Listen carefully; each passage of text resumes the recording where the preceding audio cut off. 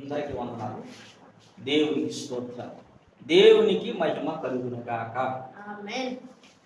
పరిశుద్ధ గ్రంథంలో నుండి ఇప్పుడే 7వ నెల కూడా అయిపోతుంది.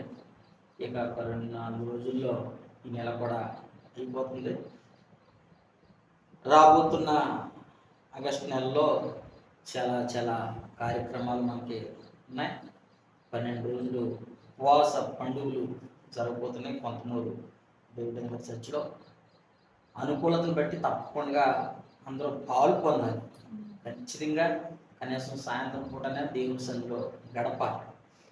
ప్రభు సన్నిధిలో ప్రార్థన చేసుకున్నప్పుడు దేవుడు ఇచ్చిన చక్కటి మాట మనం చదువుదాం. పరిశుద్ధ గ్రంథం నుండి జకర్యా గ్రంథం 8వ అధ్యాయం. జకర్యా గ్రంథం 8వ అధ్యాయం, పేజీ నెంబర్ 780 నెంబర్ పేజీ. జకర్యా గ్రంథం 8వ అధ్యాయం 14-15 వాక్య భాగాలు. సైన్యములకు అధిపతియగు యెహోవా సెలవిచ్చినదేమనగా, మీ పితరులు నాకు కోపం పుట్టింపగా దయతలచక నేను మీకు కీడు చేయనుద్దేశించినట్లు ఈ కాలమున యెరూషలేమునకును యూదావారికి మేలు చేయనుద్దేశించుచున్నాను గనుక భయపడకుడి. పరిశుద్ధ గ్రంథంలో ఈరోజు దేవుడు మనతో చెప్పాలనుకుంటున్న మాట ఏంటంటే, మీకు మేలు చేయనుద్దేశించుచున్నాను గనుక మీరు భయపడవద్దు. ప్రభు చెప్తున్న చక్కటి మాట ఏమిటంటే, దేవుడు మనకు మేలు చేయాలని కోరుకుంటున్నాడు. ఆయన మేలు చేయాలని ఉద్దేశించి ఉన్నాడట. మనల్ని దీవించాలని కోరుకుంటున్నాడట. ఏ విధం చేతనే మీరు ఆశీర్వాదకరమైన వ్యక్తులుగా ఉండాలని దేవుడు కోరుకుంటున్నాడు. ఆయన కోరిక, తలంపు, ఉద్దేశాలు ఏమిటయ్యానంటే, నీకు మేలు చేయాలని, నిన్ను దీవించాలని, నిన్ను సమృద్ధి చేత నింపాలని దేవుడు ఒక ఉద్దేశం కలిగి ఉన్నాడు. దేవుడు ఒక ఆలోచన కలిగి ఉన్నాడు. అయితే మీరు భయపడవద్దు. హల్లెలూయా. కొన్ని సమస్యలు మనం పలకరించినప్పుడు ఏమనిపిస్తుంది అంటే, భయం అవుతుంటుంది. అమ్మో, ఈ పరిస్థితి నుండి నేను ఎలా బయటపడగలను? ఈ పరిస్థితి నుండి నన్ను, నా కుటుంబాన్ని ఎలాగో రక్షించుకోగలను? ఈ ప్రతికూలమైన పరిస్థితుల మధ్యలో నా జీవితాన్ని, నా భక్తిని ఎలాగూ కాపాడుకోగలను అని ఒక పక్కన కలవరం, కంగారు అనిపిస్తూ ఉంటుంది. పరిశుద్ధాత్ముడు ఈ పూట మనకు చెప్తున్న చక్కటి మాట ఏంటంటే, ఈ కాలంలో యెరూషలేమునకును యూదావారికి మేలు చేయనుద్దేశించుచున్నాను గనుక మీరు భయపడకూడి. హల్లెలూయా. యెరూషలేములో ఉన్న వారికి, యూదా వారికి ఆయన ఏం చేయాలనుకున్నాడట? మేలు చేయనుద్దేశించి ఉన్నాడు. ఆయన ఉద్దేశానికి వచ్చేసాడు. మా బాబు, నీవు కంగారు పడవు, నువ్వు కలవరపడవసలా, నేను నీకు మేలు చేయబోతున్నాను. మాట ఇచ్చినోడు ఎవరు? సర్వశక్తి కలిగిన దేవుడు. మాట ఇచ్చినది ఎవడు? ఉద్దేశాలను నెరవేర్చగలిగిన వాడు. మన ఉద్దేశాలు అయితే నిష్ఫలమవుతాయి, కానీ సర్వశక్తి కలిగిన దేవుడు ఒక ఉద్దేశం కలిగి ఉంటే దాన్ని ఎవ్వరు ఆపలేరు. కారణం ఏంటంటే, ఆయన సైన్యములకు అధిపతియగు దేవుడు, ఆయన పరాక్రమశాలి అయిన దేవుడు, ఆయన మన కొరకు ఏదైనా చేయుటకు శక్తి కలిగిన వాడు. అటువంటి దేవుణ్ణి ఆరాధిస్తున్న మన జీవితాల్లో, మన కుటుంబాల్లో ప్రభు చెప్తున్నాడు, యెరూషలేము వారికి, యూదా వారికి. యెరూషలేము అనగా దేవుని సన్నిధి. హల్లెలూయా. యూదా అనగా ఆయనను కొనియాడే వ్యక్తులు. యూదా అనగా స్తుతి అని. స్తుతి అంటే ఎవరైతే ఆయన్ని కొనియాడతారో వారినట ఆయన మేలు చేయాలని కోరుకుంటున్నాడు, మేలు చేయాలని ఉద్దేశించున్నాడు.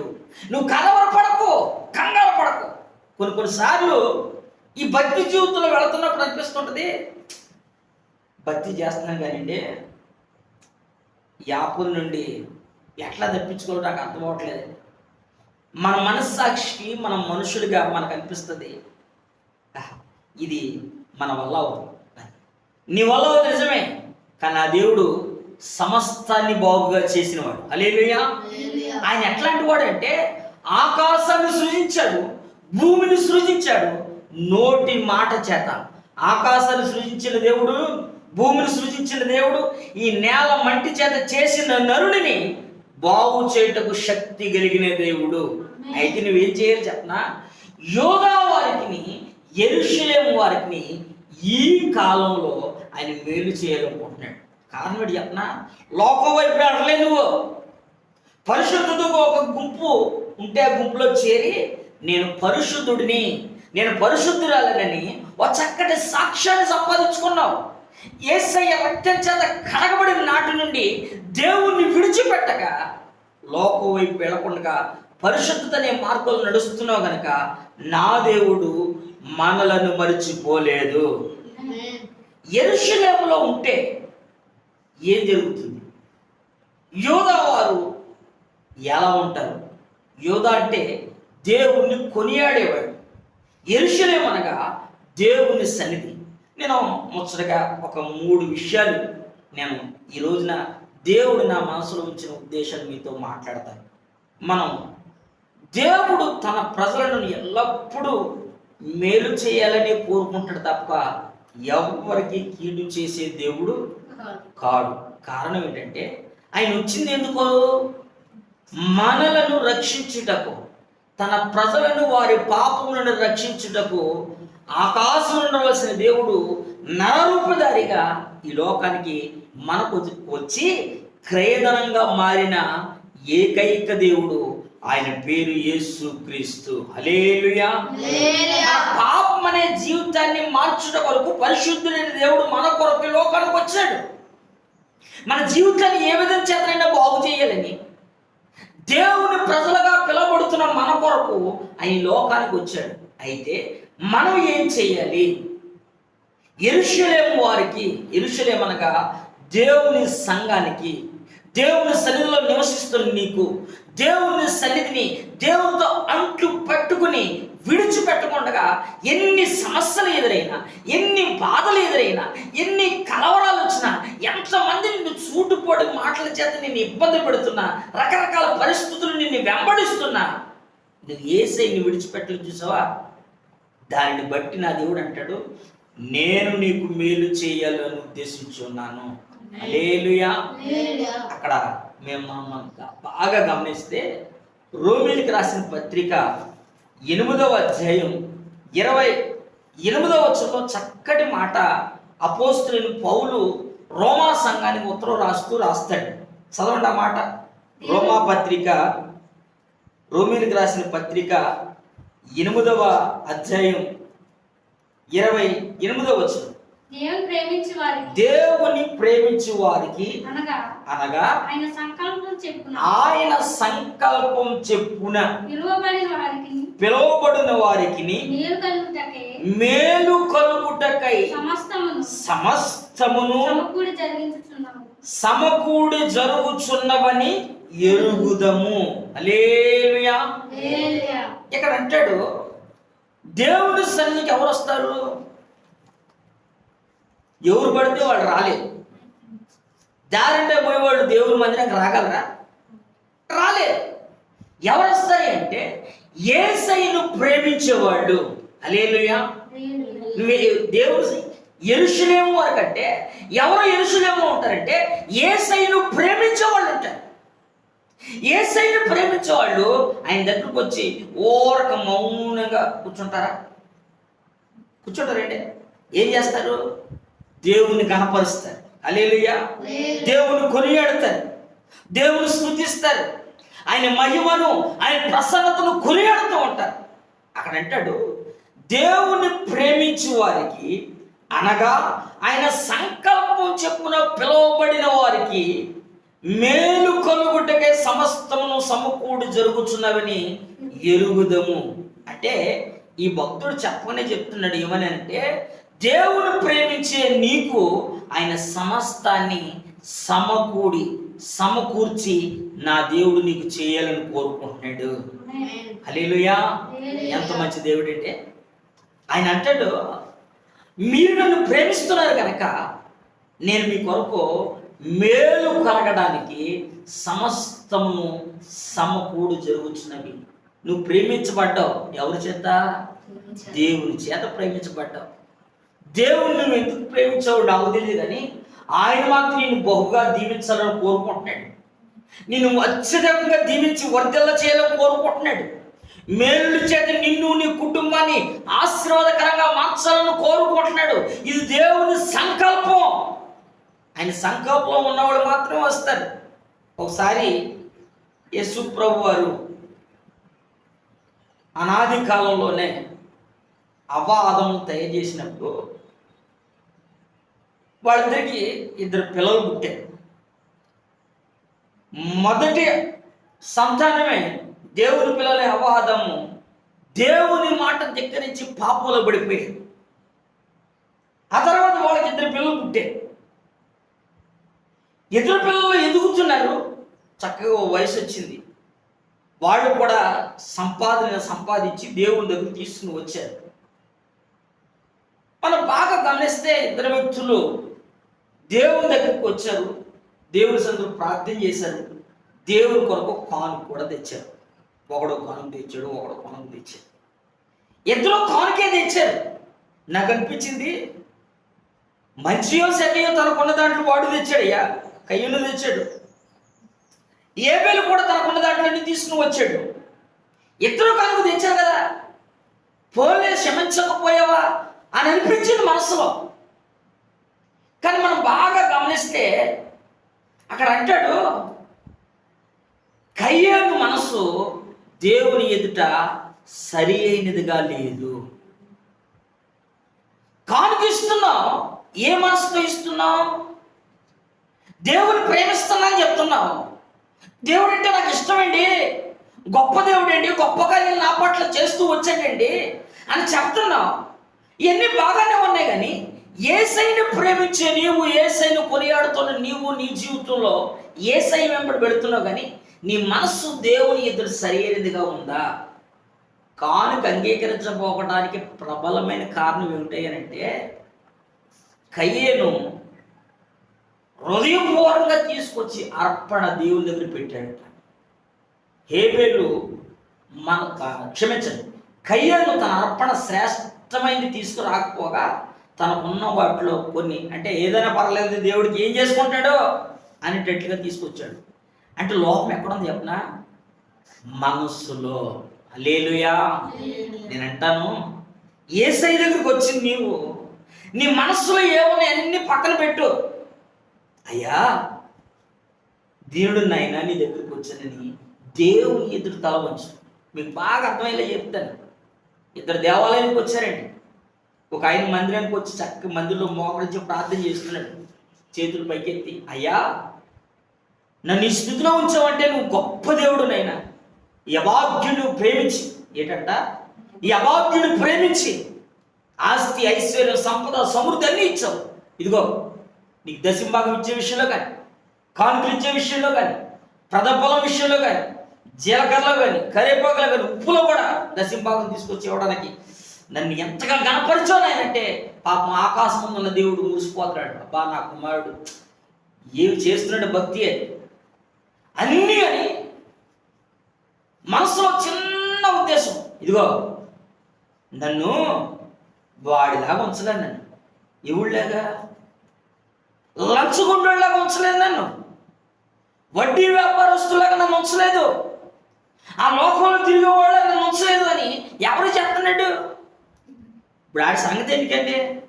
ఇప్పుడు నేను వచ్చినోడిని, నేను దేవుడి దగ్గరకు వచ్చి, అయ్యా నీవు కదా నన్ను పిలిచింది, నమ్మకంగా నీ చేపట్టుకున్నానయ్యా, నన్ను నడిపించు బాబు, కష్టాల మధ్యలో నన్ను నడిపించు, నష్టాల మధ్యలో నన్ను నడిపించు, నీ చెయ్యి విడవకుండా నన్ను నడిపించాను కదా కోరుకోవాల్సింది. ఏమండి డాక్టర్ దగ్గరికి వెళ్ళి ఏమంటాం? డాక్టర్ గారు మొత్తం మీదే బాధ్యత అండి అని అంటాం. ఏమని? దేవుడు లేవటోరండి అంటాం. ఎప్పటి వరకు? బాగు చేసేంత వరకు. బాగు చేయకపోతే ఈ డాక్టర్ కంటే దుర్మార్గం ఎవడు లేడండి అంటాం కదా. యేసు ప్రభు దగ్గర కూర్చొని ఎవరినైనా తోసివేశాడా? ఆయనలో యశ్వంతన ద్వేషం లేదే. ఆ విశ్వాసపు కయ్యనికి ఏమనిపించిందంటే దేవుడు గెలిచినా వాళ్ళ తీసుకొచ్చాడు. దేవుడు అయిష్టమైన హృదయాన్ని, సంతృప్తి లేని హృదయాన్ని దేవుడు కోరుకోడు. హల్లెలూయా.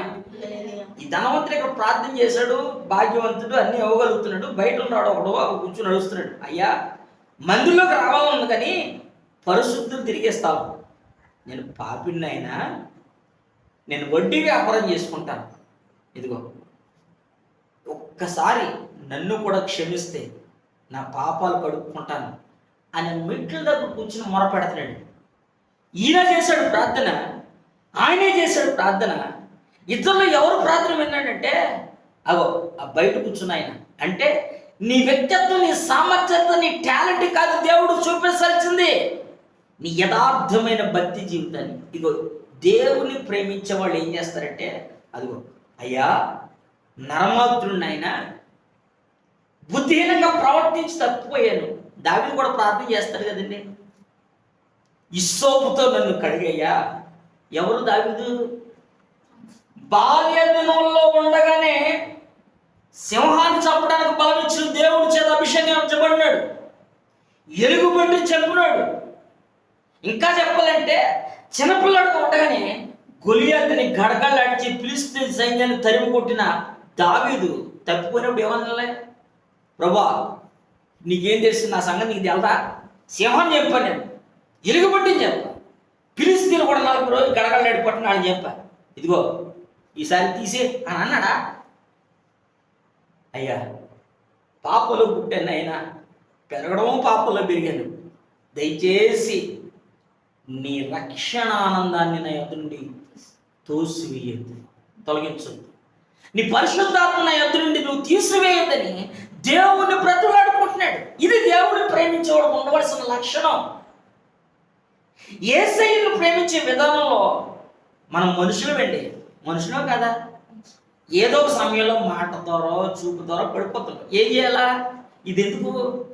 దేవుని దగ్గరకు వచ్చి మొక్కుకొని క్షమాపణ కోరుకోవడానికి. ఇక్కడ దేవుని వాక్యం అంటది, ఆయన ప్రేమించే వారికి ఆయన సమస్తమును సమకూడు జరుగుతున్నవని నువ్వు ఎదగాలి అంటే మేలు చేసే దేవుడి దగ్గర మొక్కుకునేప్పుడు జాగ్రత్తగా ఉండాలి. హల్లెలూయా. కొన్నిసార్లు మనం మొక్కుకుంటాం. నేను ఒకసారి మొక్కుకున్నా. ఏమని మొక్కుకున్నా అంటే, బాబా ఇగో దీని నుండి తెప్పిస్తే నమ్మకంగా నీ కొరకు సాక్షిగా ఉంటాను నాయన అని ఒకసారి మొక్కుకున్నా. మొక్కుకున్న మొక్కుబడి జాగ్రత్తగా కొంతకాలం అయ్యాక తప్పిపోయాడు. దేవుడు చిన్న దెబ్బ కొట్టాడు. ఆ చిన్న దెబ్బకి సెట్ అవ్వలేదు. సెట్ చేసుకుందాం అనుకున్నా, సెట్ అవ్వం కదా, గమ్మున మనుషులు కదా. సెట్ అవ్వక మరలా తప్పిపోయాడు. చూశాడు, మరలా చూశాడు. ఇక 4 సార్లు చూసాక 5వ సారి వీడు సెట్ అవ్వట్లేదు, సెట్ చేయాలని ఆ కొట్టిది ఏదో కొంచెం గట్టిగా పెద్ద కాలతో కొట్టాడు. కుట్టిన తర్వాత డబ్బు పోయే, ఆరోగ్యం పోయే, కొంచెం టైం కూడా వేస్ట్ అయింది. ఇవన్నీ అయిన తర్వాత మరి బాగా పెద్ద బాధ వచ్చినాడు కదా, మనకి ఏడుపు వచ్చి ప్రార్థన వచ్చింది. డాక్టర్ దగ్గరికి వెళ్ళినా రోగం తగ్గలేదనుకోండి, అప్పుడు వచ్చింది భక్తి. ఏంటైనా నిన్ను చేసావు, నేను ఎంత ప్రేమిస్తాను, నేను ప్రతిరోజు పూటకి ఆటో తీసుకెళ్తున్నా, సౌండ్ బాక్స్ తీసుకెళ్తున్నా, ఎందుకునైనా నన్ను అంటే ఎవరో నాన్న ఇది సంగతి అన్నాడు. ప్రేమించేవాడు ఎలా ఉండాలి చెప్పనా? ఆయన వైపే చూడాలి, లోకం వైపు చూడకూడదు. యేసయ్యను ప్రేమించేవాడు దేవుని వైపు చూస్తూ ఆయన ఎదుటి నువ్వు భక్తి చేయాలి. ఓ దెబ్బ కొట్టాడు అనుకో, ఇది ఎందుకు తగిలిందిరా అని ఆలోచించి మనం సెట్ అయిపోవాలి. హల్లెలూయా. సెట్ అవ్వకుండా మనం నచ్చినట్టుగా తిరిగాం అనుకోండి, వినాశు. ఆయన కొట్టాడు అనుకో మామూలు ఏనా కుదురుగా చక్కగా దేవుని ఎదుట అణిగి మణిగి మనం భక్తి చేయాలి. ఆయన సంకల్పంలో దేవుడు మనల్ని పిలిచాడు. అలానే ఈ కయ్యను మనిషి దేవుని సన్నిధిలో మోకరించాడు, అర్పణ దేవుని దగ్గరికి తెచ్చాడు, నేను దేవుని కుమారుని అంటున్నాడు. హృదయం ఎక్కడుంది చెప్పనా? ఇంత విసుగు ఉంది. ఏం చేసుకుంటావు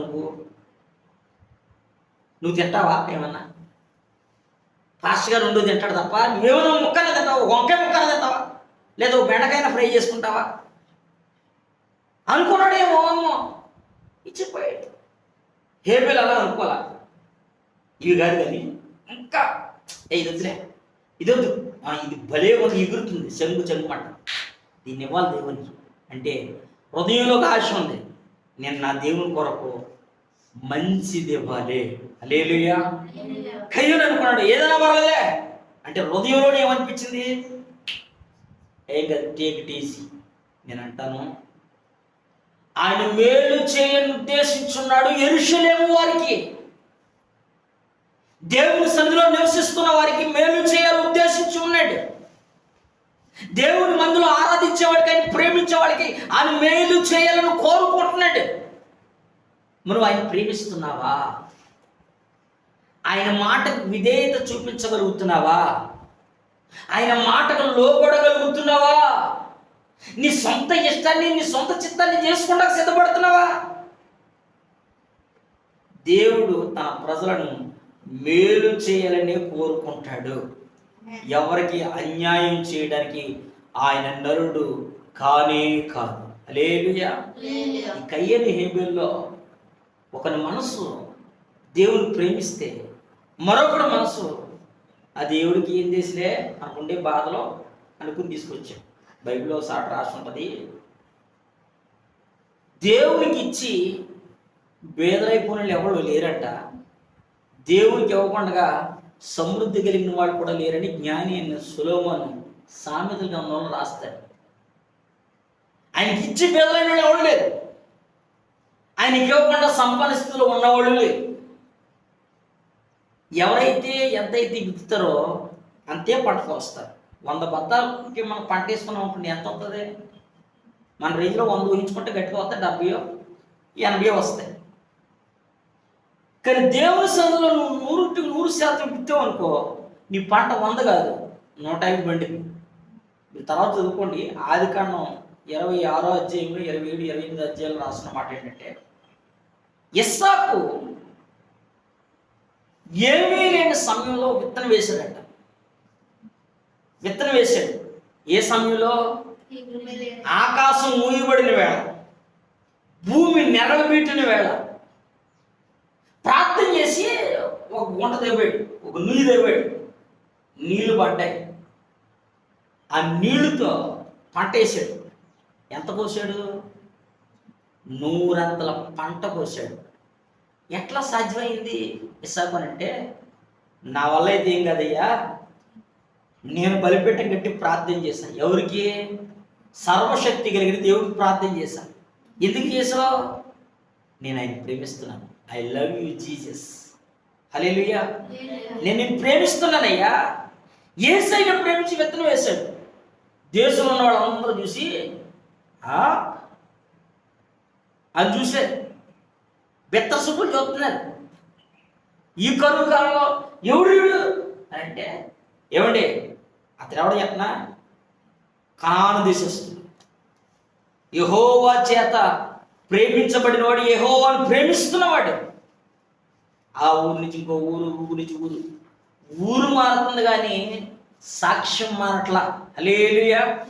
వెళ్ళిన చోటల్లా అపజయం అనే మాట లేకుండా కొనసాగుతున్నాడు ఇస్సాకు. హల్లెలూయా. నేను ఆ మాట చెప్తాను, దేవుని ప్రేమిస్తున్న నీ జీవితంలో దేవుడు నేను విషయంలో కొద్దిగా ఆలస్యం చేస్తున్నాడేమో కానీ అంతిమ విజయం నీదే. హల్లెలూయా.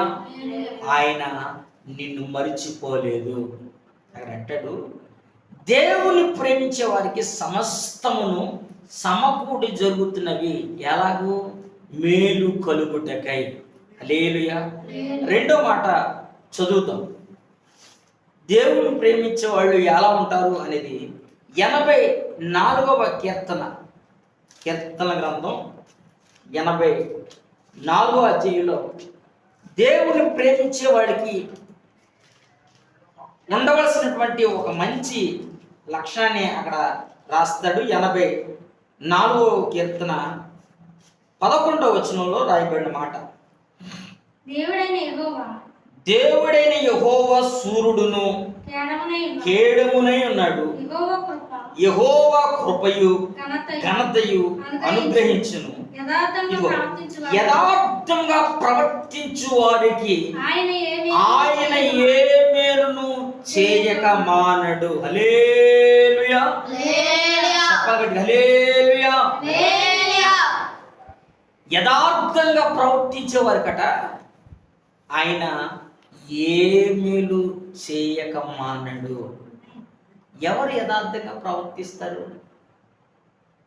ఎవరు యథార్థంగా ఉంటారు? ఒకసారి రాజమండ్రిలో ఓ టీ టైంలో టీ తాగారు. నేను దానియేలు గారు కలిసి టీ తాగారు.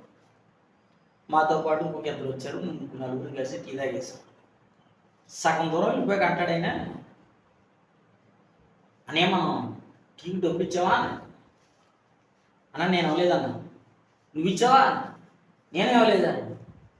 అయ్యి బాబు మళ్ళీ ఎలాగంటే మళ్ళీ వెళ్తాం కదా, అప్పుడు ఇద్దాంలే, కంగారు ఏముంది, మనం మళ్ళీ వెళ్ళినప్పుడు ఇద్దాం పోలే అన్న. మరుసటి రోజు వెళ్ళినప్పుడు ఆ కుర్రోడు లేడు, వేరే ఆయన ఉన్నాడు. అంటే ఏమండి నిన్న మేము 4 టీలు తాగాం, డబ్బులు ఇవ్వలేదు, మర్చిపోయి వెళ్ళిపోయాం అని. ఎవరున్నారండి? ఆ ఓనర్ చూడు, ఇచ్చినప్పుడు తీసుకోవాలి కదా ఆయన. నిన్న ఎవడైతే దగ్గర తీసుకున్నారో ఆడు వచ్చి ఇక్కడ పట్టుకున్నాడు ఆయన. ఆడు మళ్ళా మరుసటి రోజు వెళ్తే వచ్చాడు, అన్నా నిన్న 4 టీలు తీసుకున్న డబ్బులు ఇవ్వలేదంటే, ఇవ్వలేదన్నా, నేను మర్చిపోయాను అన్నాను. 4 టీలు డబ్బులు ఇస్తాను. ఇప్పుడు అయ్యే డబ్బులు మరలా వెళ్ళినప్పుడు మేము కనపడకుండా ఇచ్చేసాం అనుకుని 40 రూపాయలు దేవుడి దగ్గర బాగానే మిగిలి అని జోబు పెట్టేసుకున్నాం అనుకోండి. యథార్థంగా ఉన్నట్టేనా? యథార్థంగా ఉన్నట్టేనా? ఎందుకని? మనం వస్తువు తీసుకున్నామండి, మనం ఖర్చు పెట్టుకున్నాం, కానీ దానికి కావాల్సిన డబ్బులు మనం ఇవ్వలేదు, మరి ఇవ్వాలి కదా. ఇవ్వకుండా మేము వచ్చేస్తాం, మేము మర్చిపోయి. ఆ మరుసటి రోజు వెళ్ళి చెప్పిస్తే, చాలా థ్యాంక్స్ అన్న, నిన్న ఓనర్ గారు చెప్పాం, ఆయన అన్న నీకేమన్నాడని అని అంటే, అలాగైనా చాలా థ్యాంక్స్ అన్న, మర్చిపోయిన డబ్బులు తీసుకొచ్చి ఇచ్చారంటే మీరు మామూలు కాదు. మామూలుగా ఎవడన్నా మర్చిపోతే బలిగి మిగిలిన జోలుడిని వెళ్ళిపోతారో, నువ్వు మాత్రం అలా చేయకుండా మనకు తీసుకొచ్చి మళ్ళీ ఇచ్చావని చాలా సంతోషించాడు. దేంట్లో యథార్థత? 40 రూపీస్, కేవలం 40 రూపాయలు, కానీ ఆకాశం ముందున్న దేవుడు మనం చూస్తుంటాడు. హల్లెలూయా. ఇంకో విషయం చెప్పనా, ఇతరులకు ఇచ్చే డబ్బు విషయంలో యథార్థం ఉన్నాం, దేవుని మందిరానికి వచ్చే విషయంలో, దేవుని సరిగా ఆరాధించే విషయంలో యథార్థంగా ఉండగలుగుతున్నావా? 31st night, December 31st night చాలామంది ప్రమాణాలు చేస్తారు. ఏమని?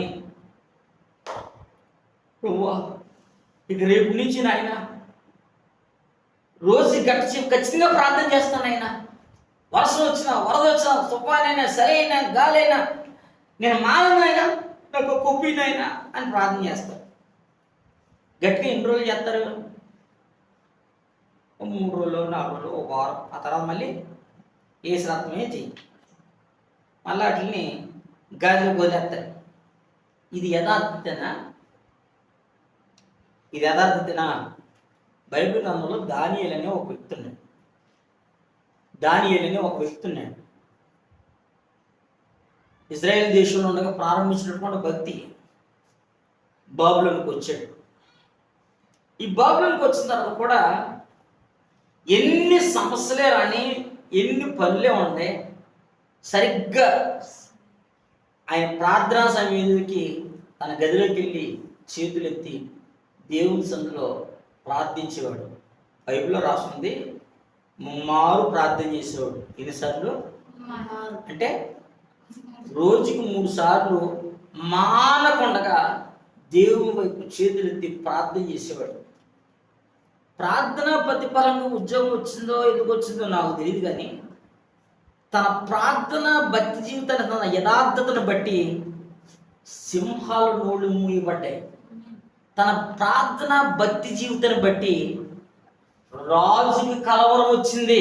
సింహాల బోన్లో వేయించింది రాజుగారే. ఒక ఆజ్ఞ మీరడని బోన్లు వేసాడు. హృదయంలో కలవరం ఉంది. ఎవరికి? రాజుకి. నేను మాట చెప్పనా, నువ్వు యథార్థవంతురాలు అయితే నిన్ను బట్టి దేవుడు నిన్ను గురించి సంతోషించాలి. లోకస్తులు కూడా నిన్ను చూసినప్పుడు అనాలి, ఈమె దేవుని యందు భయభక్తులు కలిగిన ఆవిడే, ఇతను దేవుని కొరకు ఒక బలమైన వ్యక్తి అని ఎప్పుడంటారు? యథార్థంగా నువ్వు ప్రవర్తించగలగాలి. హల్లెలూయా. ఎక్కడో గడుగు సేవకులు ఉన్నప్పుడు ఒక చోట, సేవకులు లేనప్పుడు ఒకలాగా, మందిరానికి వచ్చినప్పుడు ఒకలాగా, బయటికి వెళ్ళినప్పుడు ఒకలాగా. చిన్న కథ ఒకటి చెప్పనా. ఒకసారి కొన్ని పావురాలు రోజు వాండర్ గారు గింజలేసి మేపుతున్నాడు. దూరంలో కాకి చూసి రోజు వాంటగా బరిగి మేపుతున్నాడు. నేనైతే ఆ డొంకలు తిరుగుతున్నాను. నేను కూడా వెళ్దాం అనుకున్నాను. ఎక్కడికి? పావురాలు లేదు. మన రంగేమో కాకి రంగు, ఆ రంగేమో పావురం. ఈ పావురం ఇంట్లోకి వెళ్ళాలంటే ఏమవ్వాలా? ఈ కాకి తెల్ల కావాలా. ఇది ఏం చేసిందంటే తెల్ల సున్నవాటు ఉన్న చోటకు ఒక చోట చేరింది. తెల్లగా ఉన్న సున్నవాటు చోట చూడి జాయిగడ్డ అంటే దూరి జాగ్రత్తగా ఒళ్ళంతా కప్పుకుని తెల్ల రంగు ఒకటి వేసుకుని జాగ్రత్తగా టింగు జాయి ఎగురుకుంటూ వచ్చి గుంపులో చేరింది. పావురం నడక ఎలా ఉంటుంది? నీట్గా చక్కగా అంశలాగా టింగు నడిచి పుట్టుకుని కూర్చుందంట. కాలికి ఎలాడితే కాలుతో నడదు, అది ఎగురుతుంది, ఎగురుతుంది, డింగు అంటే ఎగురుతుంది. ఎగిరినప్పుడల్లా రంగు పోతుంది. అది తినేది పావురం తింటుంది అనుకోండి, గమ్ముని పడ్డాక పైకి ఎత్తిట్టాడు చూడదు. కాకి 2 ఇలా తినడం ఇటు చదువుతుంది. ఎగిరికి మొత్తం పోయింది. వాంటర్ గారికి గమనిస్తున్నాడు లోపల దూరం నుంచి చూసి, ఇది తేడా ఉంది ఏంటిది అని చూశాడు. అది 4-5 సార్లు ఎరిగేసరికి పైన ఉన్న రంగు మొత్తం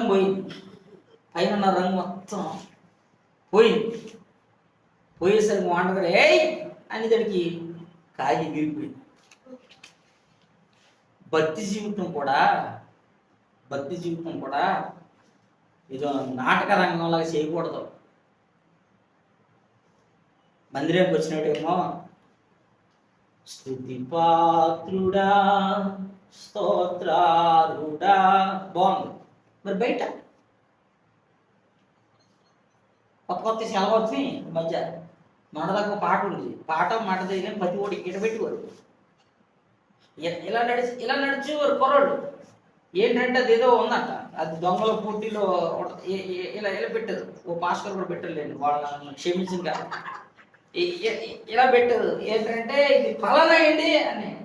యథార్థత అది దేవుడికి నచ్చిందా? కోరుకుంటాడా మనల్ని? ఆయన ప్రేమిస్తున్నాడా? నువ్వు ప్రేమిస్తున్నావు చెప్తున్నావు. నీ ప్రేమలో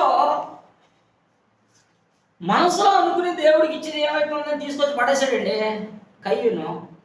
దానికంటే డేంజర్ అది. కాకి తెలిపోయినట్టు పౌరుల మధ్యలో, పరిశుద్ధుల మధ్యలో నీ భక్తి తేలిపోతే, పరిశుద్ధుల మధ్యలో నీ స్థాయి తేలిపోతే ఈడ పర్లా, ఎలా తేలిపోయినా పర్లా. ఇంకో సంగతి చెప్పమంటారు, అది ఇదేంటిది? పరివర్తనశాల అనండి ఒకసారి. పరివర్తనశాల కొంచెం గట్టిగా అనండి. పరివర్తనశాల అంటే ప్రవర్తనను సరిదిద్దుకోవడానికి రావాలి దేవుడి మందిరానికి. యథార్థంగా జీవించాలంటే యథార్థత కలిగిన భక్తి జీవితం నాలో ఉంటేనే నాలో యథార్థత వచ్చింది. యథార్థత కానీ నా జీవితంలో లేకపోతే నేను ఎన్ని ఆటలు ఆడినా ఏడే ఉంటాను, ఆడదాకా వెళ్ళలే. ఈ కాలమున యెరూషలేము వారికి, యోధా వారికి మేలు చేయనుద్దేశించి ఉన్నాను కనుక మీరు భయపడకండి. అసలు భయవంతం మాట ఎందుకు? మీరు ఆ అధ్యాయం పైన చదువుకుంటే చాలా బాధలు ఉన్నాయి అక్కడ. ఇంకో మాటలు చెప్పాలంటే యేసయ్య రాకడం గురించి, యేసయ్య రాకడ విషయంలో కూర్చున్న కొన్ని విషయాలు అక్కడక్కడ కనపడుతుంటాయి ఆ అధ్యాయంలో. నువ్వు దేనికి భయపడాలి చెప్పనా?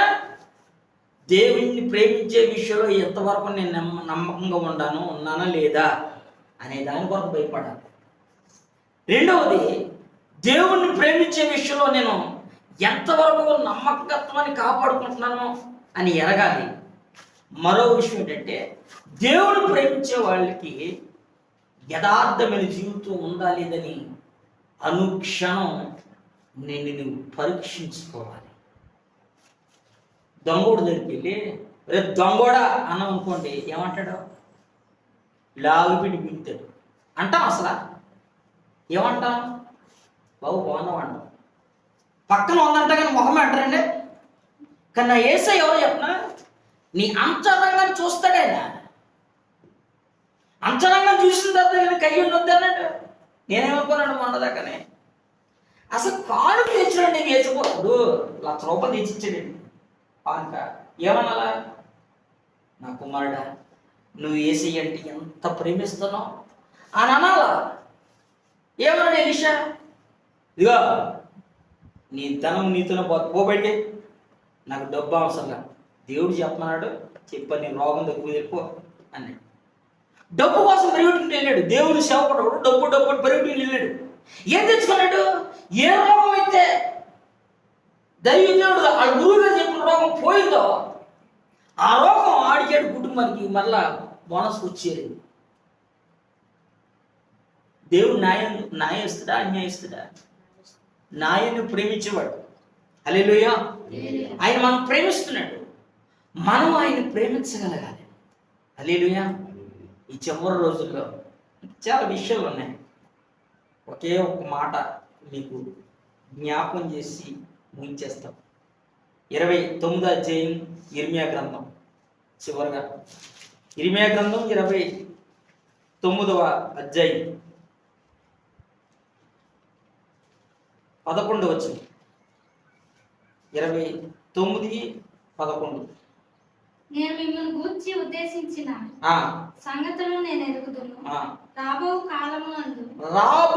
కాలమందు మీకు నిరీక్షణ కలుగునట్లుగా అవి సమాధానకరమైన ఉద్దేశంలే గాని హానికరమైనవి కావు.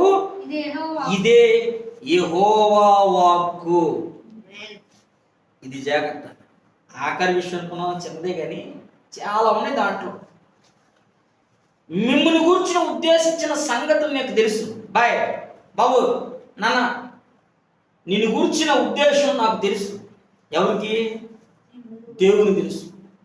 రాబో కాలమందు మీకు నిరీక్షణ కలుగునట్లుగా అవి మీకు సమాధానకరమైనవి. ఇప్పుడు దేవుడు మీతో మాట్లాడుతూ వచ్చాడు. ఏమని? దేవుని ప్రేమించాలి. రెండవది యథార్థంగా ఉండాలి. చాలా ఉన్నాయి, నేను చెప్పాను. దేవుని ప్రేమించాలి, యథార్థంగా ఉండాలి. భక్తులు యథార్థంగా ఉండాలి, కుటుంబంలోని యథార్థంగా ఉండాలి. దేవుని ప్రేమించే విషయంలో యథార్థంగా ఉండాలి. ఇక్కడ దేవుని ప్రేమించాలి, ఇంటి దగ్గర దేవుని ప్రేమించాలి, సమాజంలో కూడా నువ్వు యేసయ్యను ప్రేమించగలగాలి. యథార్థంగా దేవుని ప్రేమిస్తున్నానని చెప్పుకుని మనసులో చిన్న ద్వేషించేవాడు ఏం చేశాడు? మర్డర్ చేశాడు. మనసులో చిన్న ద్వేషం ఉన్నవాడు మర్డర్ చేశాడు. నాకు ఎందుకు వచ్చింది డౌట్ అని అంటే, నిజంగా దేవుని ప్రేమించేవాడే అయితే దేవుడు కానుకొద్దా అంటే ఏమనాలా? అయ్యా తప్పు అయిపోతుంది, నన్ను మన్నించు, నా మనసులో అనిపించింది, నువ్వేం చేసుకోవు కదని వచ్చేసాను అని అనుకుంటే స్టోరీ వేరేగా ఉంటుంది. కయ్యోను క్షమించబడేవాడు. కానీ కయ్యోనికి ఏమవుతుంది చెప్పనా? నన్ను ప్రేమించిన అన్నాడు, వాడిని ప్రేమించాడు, ఆడు ఉండకూడదు అన్నాడు. అంటే దేవుని ప్రేమ దూరం అయిపోతే మనిషిలో పగ ప్రారంభమవుద్ది, ద్వేషం ప్రారంభమవుద్ది. అది ఏం చేసిందంటే హేబేలు పతనాన్ని చూసింది. హల్లెలూయా. నేనేమంటానంటే, లోకంలో మనం ఉన్నాం. ఇదే లోకంలో సర్వశక్తి కలిగిన దేవుడు కూడా 33.5 సంవత్సరాలు నరరూపధారిగా తిరిగాడు. అంటే ఎందుకని? ఆయన చేసి చూపించాడు. యేసుని ఎలా ప్రేమించాలి, దేవుని ఎలా వెతకాలి, దేవుడు మేలు చేయాలనుకుంటున్నాడు కదా, ఆయన ఎలా మేలు చేస్తాడు, ఎవరికి మేలు చేస్తారు అనే సంగతిని ఆయన లోకంలో నరరూపధారిగా 33 సంవత్సరాలు తిరిగాడు. పరిశుద్ధ గ్రంథం చెప్తుంది, యేసు ప్రభు నమ్మినడు ఒకప్పుడు మా ఇంటి దగ్గర గట్టిగా ఉంటే ఒక 2-3 కుటుంబాలు. ఇప్పుడు ఎడు చూసినా ప్రభు నమ్ముడే. నిన్నటి దాకా ప్రభు నమ్మడం కూడా చూసి ఎడు చూసినా యేసు ప్రభుని ఆరాధించేవాళ్ళే. నిన్నటి దాకా ఊపిరాడకుండా తినేవాళ్ళు ఈరోజు ఉపవాసాలు ఉంటాయి. నిన్న దాకా భక్తి తెలియని యేసయ్యని విడిచిపెట్టల, పిల్లలు కూడా లాక్కిపోతున్నారు. నడో మమ్మీ సెలవు, నోర్మై నడో, వదిలేడు. ఎందుకని? వారు దేవుని ప్రేమించే విషయంలో దినదినము దేవునికి దగ్గరగా వచ్చారు.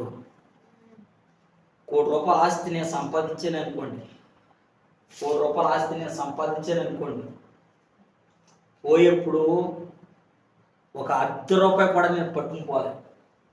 ఎందుకు తమ్ముడు? ₹30,000 కొన్నా సెల్లో. ఈ మా అబ్బాయి కూడా గమ్మున ఇవ్వకుండా చూసుకుంటాను. దీన్ని నేను పోయే ఏం చేస్తాడు, ఎట్టకట్ట దీన్ని టిక్కు కొట్టి మొత్తం లాగు తీసి అప్పుడు మా అబ్బాయి వాడతాడు టిక్. ఎందుకని? సెల్ కాబట్టి వాడు తీసుకుంటాడు. నేను నన్ను పట్టుకెళ్ళను కదా. మా అమ్మ ఎంతో ప్రేమతో ఇచ్చింది మందులో, ఒరే కొడుక 7 సేవ చేశాను అని మా అబ్బాయి ఎక్కడైనా కనపడతాడా? దేవుడు అంతా చిన్న లెటర్ రాయించి, అన్న మన వాళ్ళందరికీ ఉంది కదా అక్కడ ఊరికి ఉత్తరాన్ని చిన్న స్థలం, చిన్న గొయ్యోడు చూసి మా బాబు అక్కడ పాతి పెట్టేద్దాం, రాజమండ్రిలో సమాధి దొరకపోతే అక్కడన్నా పాతి పెట్టేద్దాం అంటాడు తప్ప ఉండేస్తాడా? జోబిలో పొరపాటున ₹1,00,000 ఉండి చచ్చిపోయిన అనుకోండి, పొరపాటున ఉండి ₹1,00,000 దేవుడు చచ్చిపోయినప్పుడు ఏం చేస్తాడు?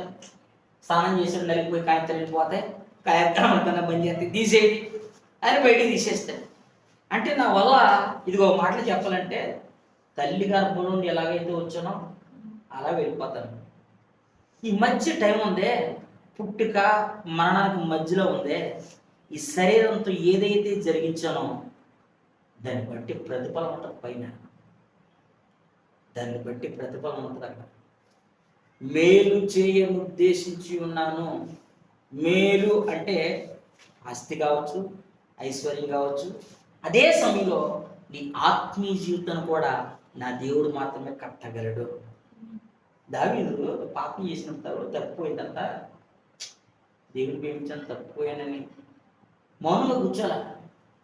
దేవుని మందిరానికి వెళ్ళి ఎక్కి ఏడుస్తున్నాడు, అయ్యా రాజునయ్యాను కానీ పాప శరీరంలో పెరిగాను కదా, నువ్వు క్షమించవా? తల్లి గర్భంలో నుండే పాపంలో వచ్చినయ్యా, నీ రక్షణ ఆనందం నా ఇద్దరిని తీసేయద్దు, నీ పరిశుద్ధాత్మ నుండి నన్ను తీసేయద్దు, నీ సన్నిధి నుండి నన్ను తోలివేయద్దు అని దేవుని సన్నిధిలో బ్రతుకులాడుతున్నాడు ఒక రాజు. ఇంకో మాట చెప్పమంటారా? ప్రైమ్ మినిస్టర్ ఇజ్రాయేల్ దేశానికి, భారతదేశాన్ని పరిపాలించే నాయకుడు ఎలాగో ఆ హోదాలో ఉండే యేసయ్య పాదాలు పట్టుకోవడానికి సిగ్గుపడట్లేదు. నేను ఏమంటానంటే, దేవుని ప్రేమించే స్వభావం నీలో ఉంటే యేసయ్యను నువ్వు విడిచిపెట్టవు. మొన్న పాట కాక ముందు పాటలో రాసుకున్నావు శరణం, అట్లా ఓ లైన్ పాడతాను, గమనించాను. నీ నిత్య మహిమలో నీతో నుండుటకు నీ స్వాస్యము కొరకై తేజోమయుడా ఆ దివ్య క్షేత్రములో నీ పరివారములో. ఆ 2వ వచనంలో ఒక మాట సార్, పరిశుద్ధ దేవా శుద్ధునిగా చేసి నడిపించుచున్నావు నీ ప్రణాళికలో. ఎవరైనా పరిశుద్ధులైన దేవుడు నీ ప్రణాళికలో నేను నడవలేను, నన్ను నడిపించుచున్నావు నీ మార్గంలో. నేను ఎంతటండి మీకు బాగా అర్థమైంది చెప్పనా? తాగుపోతాడు కొడుకు, మా నాన్న అని ఎప్పుడు ఆయన కౌగులీల్లో చేరినోడు కాదు. అమ్మా అని పిలిస్తే చిన్నతనంలో అమ్మ అని కంటి చూపు మళ్ళీ ఇప్పుడు ఎక్కడ మా అమ్మ కనబడలే, నా ఇప్పుడు తర్వాత తెలిస్తే వచ్చిందని. అట్లాంటి దౌర్భాగ్యమైన జీవితంలో దేవుడు ఘనపరిచి ఇదిగో ఈ శ్రేష్టమైన దేవుడి సన్నిధి ఇచ్చాడు.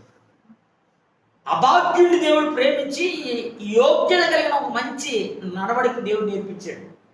నేనేమంటానంటే మా అన్నయ్యలు మా తమ్ముడు కనుక నా చేతులు జోడించి చెప్పగలిగిన మాట ఏంటంటే సంపద సమృద్ధి ఈ లోకం కొరకే. దేవునితో ఉండడం నువ్వు చేతనైతే ఆ నిత్యమైన వారసుడవుతావు. ఎన్ని సంవత్సరాలు అది? యుగ యుగాలు, యుగ యుగాలు.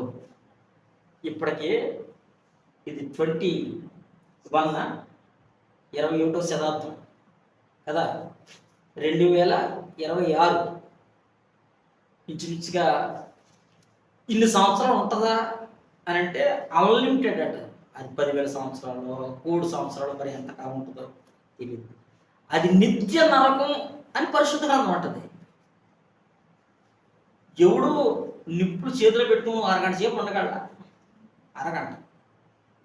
మరి యుగ యుగాలు అగ్నిగుండలు ఉండాలి అంటే ఏం చేయాలి? ఉండకూడదంటే ఉండాలి అంటే నీకు నచ్చినట్లు, కోరుకున్నట్లు, శరీరం ప్రేరేపించినట్లు నీ ఇష్టం లేదయ్యా.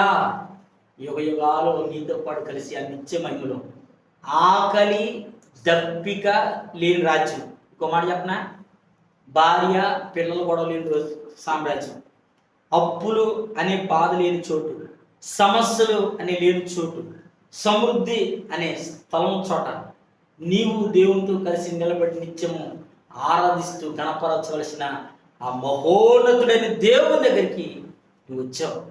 నీ ప్రవర్తన విషయంలో కానీ, నీ నడవడిక విషయంలో కానీ, నీ భక్తి విషయంలో కానీ ఎక్కడైతే ఒకవేళ నువ్వు తప్పిపోయావో దాన్ని కనుక నువ్వు సరి చేసుకోగలిగితే నా దేవుడు నిన్ను నీ కుటుంబాన్ని మేలుల చేత నింపునుగాక. శరీర సంబంధమైన మేలులు ఉన్నాయి, ఆత్మ సంబంధంగాను నువ్వు మేలు చేత తృప్తిపరచబడితే నా దేవుని కృప నీకు తోడై నడిపిస్తుంది.